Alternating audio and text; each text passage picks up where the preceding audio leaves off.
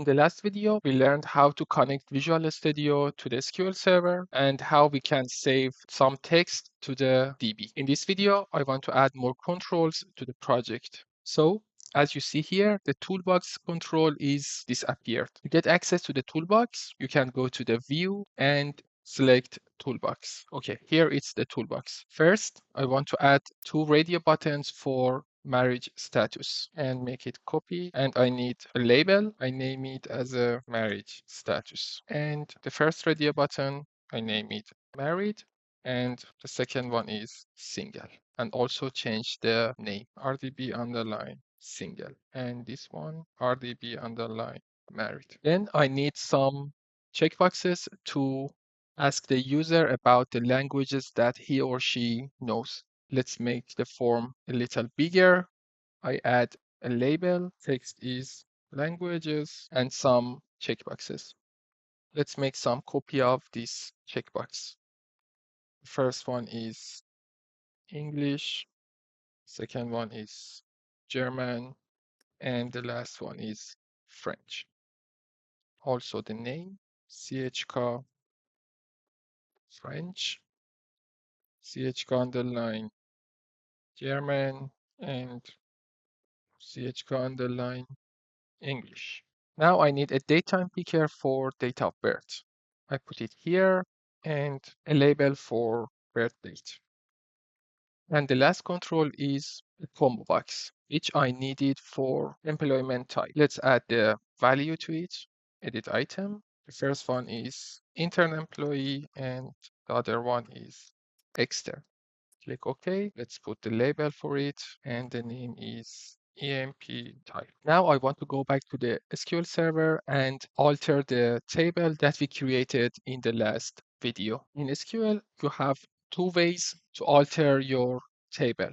One with the code that I have a video that you can find it in the link in the top of this video. And another way is you can open your database and go to the tables and right click on your table and select design. As you see, all the fields that we created in the last video is here. Marriage status, which is NVACAR 50, and languages, NVACAR 50, birth date, which is date, and the last column is employment type, which is NVACAR.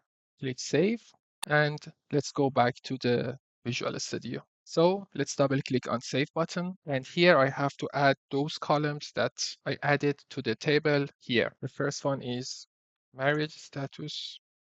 Next one is languages, date, and employment type. For the better see, I click Enter here that you can see better the code.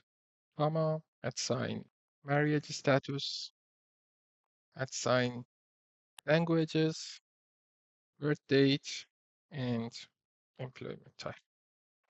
Now I have to fill these parameters, but as you see here, for marriage status, we have two options. For languages, we have three. So we have to make condition that the program understand it, which options are selected. Let's go back to the code. Here I write it. If RDB married.checked, that means this radio button is selected. cmd.parameters.add with value goes to the marriage status, and here we need the text of this. And else, I made it copy and change this to RDB single. Now for languages, we need a list that if any checkboxes are checked, put the value to that variable, and then at the end, save all the values together into one field of table. For this purpose, we need a list. And now we write the conditions.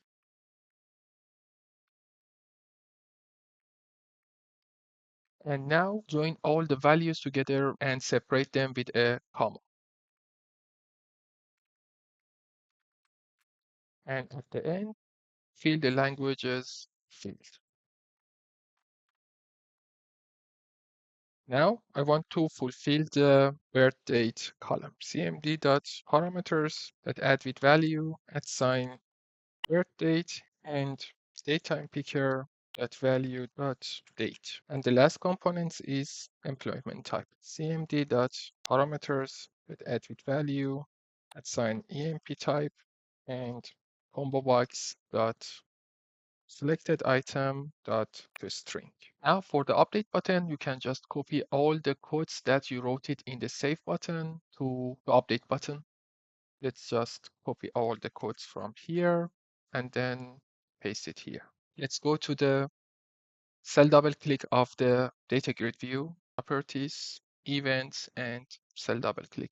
Here again, we need some conditions that the program realizes which context saved into the DB. If data grid view dot rows e dot row index dot cells number 4 dot value dot toString equals to married rdb married dot check is true, else rdb single dot check is true. Because we save all the values together and separate them with a comma, we have to go through all the words one by one and check if it is equals to, for example, English, German, or French, and then make the checkbox dot check to the true. First, I want to put the value to the variable string language equals to data grid view dot rows e dot row index dot cells number 4 that value dot to string. I want to split the string by commas and put them into the array. String languages equals to language dot split, and the split parameter is comma. Now I want to use for each to go through all the values in these languages array and separate them. For each string lang in languages if lang equals to English chk English dot check equals to true. Else if lang equals to German chk German dot check equals to true, and the last is for French. And before we go to the next code, this 4 should be 5. And now for datetime picker, we have to parse the value to the datetime and set it to the datetime picker. For this purpose, I need another variable, string date equals to data grid view dot rows e dot row index dot cells 7 that value dot to string. Here I write the code to parse the value to datetime. Datetime dot try parse. The first parameter is the value that located in the DB date, and the output is datetime result. Now we set this result value to the datetime picker. Datetime picker dot value equals to result. And let's change the value of the combo box. For combo box, I need another if else condition to show the correct value into a combo box. If the value equals to intern combo box dot selected index equals to 0, else combo box dot selected index is equals to 1. And finally, let's test all the codes that we added to our project. Type it John, email john@hotmail.com. The number is single and he just knows German and French.